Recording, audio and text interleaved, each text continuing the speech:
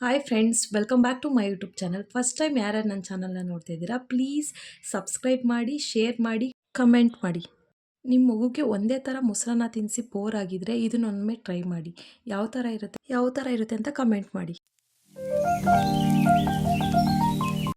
ಈ ಮೊಸರನ್ನ ಯಾವ ಥರ ಮಾಡೋದು ಅಂತ ನೋಡೋಣ. ಒಂದು ತಿಳ್ಕೊಳ್ಳಿ, ಈ ಮೊಸರನ್ನಕ್ಕೆ ನಾನು ಇಲ್ಲಿ ಅನ್ನನ ಬಳಸಿಲ್ಲ, ಅನ್ನದ ಬದಲಾಗಿ ನಾನು ಅವಲಕ್ಕಿನ ಬಳಸಿದ್ದೀನಿ. ಅದ್ರ ಜೊತೆ ಸ್ವಲ್ಪ ಕ್ಯಾರೆಟ್ನ ಬಳಸಿದ್ದೀನಿ. ಕ್ಯಾರೆಟ್ನ ನಾನು ಸ್ವಲ್ಪ ಚಿಕ್ಕದಾಗಿ ತುರಿದಿಟ್ಕೊಂಡಿದ್ದೀನಿ. ತುರಿದಿಟ್ಕೊಂಡಿರೋ ಕ್ಯಾರೆಟ್ ಜೊತೆಗೆ ಒಂದು ಇಲ್ಲಿ 5 ಒಣ ದ್ರಾಕ್ಷಿನ ಬಳಸ್ತಾ ಇದ್ದೀನಿ. ಮತ್ತು 1 ಕಪ್ಪು ಮೊಸರನ್ನ ಬಳಸ್ತಾ ಇದ್ದೀನಿ.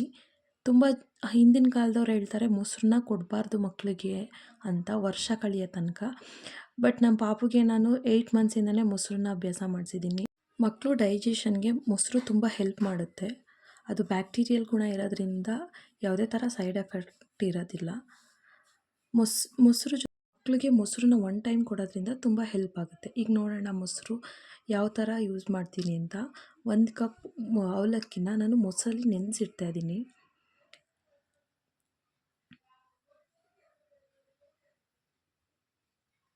ಅದು ತುಂಬ ಚೆನ್ನಾಗಿ ಅಬ್ಸರ್ವ್ ಆದಮೇಲೆ ಮೊಸರು ಫುಲ್ ಅದನ್ನು ಅಬ್ಸರ್ವ್ ಮಾಡಬೇಕು. ಅದು ಸ್ವಲ್ಪ ನೆಂದಿರಬೇಕು. ನೋಡ್ತಾ ಇದ್ದೀರಾ ನೀವು ಯಾವ ಥರ ನೆಂದಿದೆ ಅಂತ. ಅದು ಅವಲಕ್ಕಿ ತುಂಬ ಸಾಫ್ಟ್ ಆಗುತ್ತೆ. ಅವಲಕ್ಕಿ ಮೊಸರಲ್ಲಿ ಡಿಪ್ ಮಾಡಿದಾಗ ಕಾಣಿಸ್ತಾ ಇದೆ ನಿಮಗೇ ಯಾವ ಥರ ಅದು ಬ್ಲೆಂಡ್ ಆಗಿದೆ, ಮೊಸರು ಯಾವ ಥರ ಅಡ್ಜಸ್ಟ್ ಆಗಿದೆ ಅಂತ.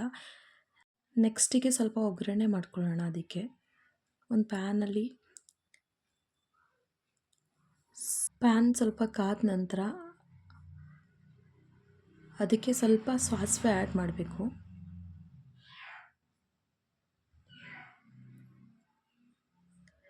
ಸ್ವಲ್ಪ ಜನ ಮಕ್ಕಳು ಕೊಡೋದ್ರಿಂದ ಸಾಸಿವೆನೂ ಯೂಸ್ ಮಾಡಲ್ಲ, ಬಟ್ ಇಲ್ಲಿ ನಾನು ಸಾಸಿವೆನೂ ಯೂಸ್ ಮಾಡ್ತಾಯಿದ್ದೀನಿ. ನಮ್ಮ ಪಾಪುಗೆ ಎಲ್ಲ ಥರ ಫುಡ್ನೂ ನಾನು ಅಡ್ಜಸ್ಟ್ ಮಾಡಿದ್ದೀನಿ. ಮೊಸರು ಹೀಟು ಅಂತ ಹೇಳ್ತಾರೆ, ಬಟ್ ಈ ಥರ ಒಗ್ಗರಣೆ ಮಾಡಿ ಕೊಡೋದ್ರಿಂದ ಮಕ್ಕಳಿಗೆ ಯಾವುದೇ ಥರ ಹೀಟ್ ಆಗೋಲ್ಲ. 1 ಸ್ಪೂನ್ ಆಯಿಲ್ ಹಾಕ್ತಾಯಿದ್ದೀನಿ.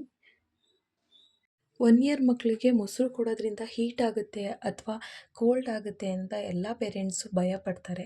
ಸೊ ಯಾವುದೇ ಥರ ಸೈಡ್ ಎಫೆಕ್ಟ್ ಇರೋಲ್ಲ. ಮೊಸರು ಕೊಡೋದ್ರಿಂದ ಕೋಲ್ಡು ಆಗೋಲ್ಲ, ಹೀಟು ಆಗೋಲ್ಲ.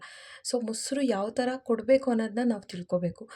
ಫ್ರಿಜ್ಜಲ್ಲಿರೋ ಮೊಸರನ್ನ ಯಾವುದೇ ಕಾರಣಕ್ಕೂ ಬಳಸಬಾರ್ದು ಮಕ್ಕಳು. ಈ ಥರ ನಾವು ಅದನ್ನು ಒಗ್ಗರಣೆ ಮುಖಾಂತರ ಆಗಲಿ ಅಥವಾ ಬೇರೆ ಥರ ಆಗಲಿ ಕೊಡೋದ್ರಿಂದ ಮಕ್ಕಳಿಗೆ ತುಂಬ ಹೆಲ್ಪ್ ಆಗುತ್ತೆ. ಈ ಟಿಪ್ನ ನೀವು ಫಾಲೋ ಮಾಡಿ. ನಿಮ್ಮ ಮಗುಗೂ ಇಷ್ಟಪಟ್ಟು ತಿನ್ನುತ್ತೆ. ಮಗು ಸ್ವಲ್ಪ ತಿಂದರೂ ಪರವಾಗಿಲ್ಲ, ತೃಪ್ತಿಯಾಗಿ ತಿನ್ನಬೇಕು ಅನ್ನೋದೇ ಎಲ್ಲ ಅಮ್ಮಂದಿರದು ಆಸೆಯಾಗಿರುತ್ತೆ.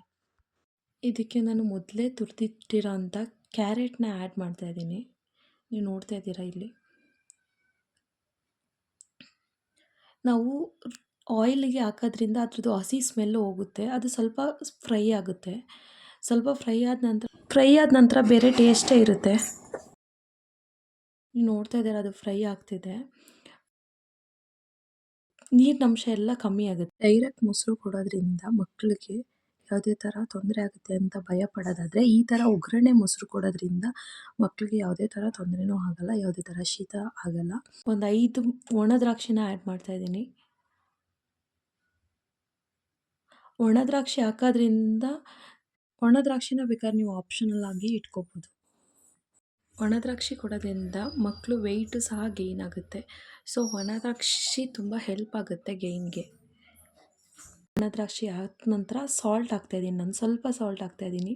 ಅದು ಎಲ್ಲ ಅಬ್ಸರ್ವ್ ಮಾಡುತ್ತೆ ಕ್ಯಾರೆಟು ಸಾಲ್ಟನ್ನು.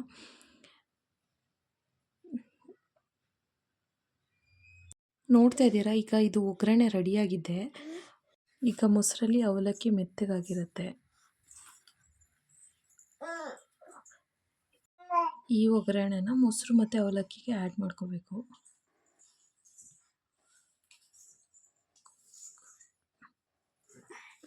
ಅದನ್ನು ಸ್ವಲ್ಪ ಮಿಕ್ಸ್ ಮಾಡ್ಕೋಬೇಕು.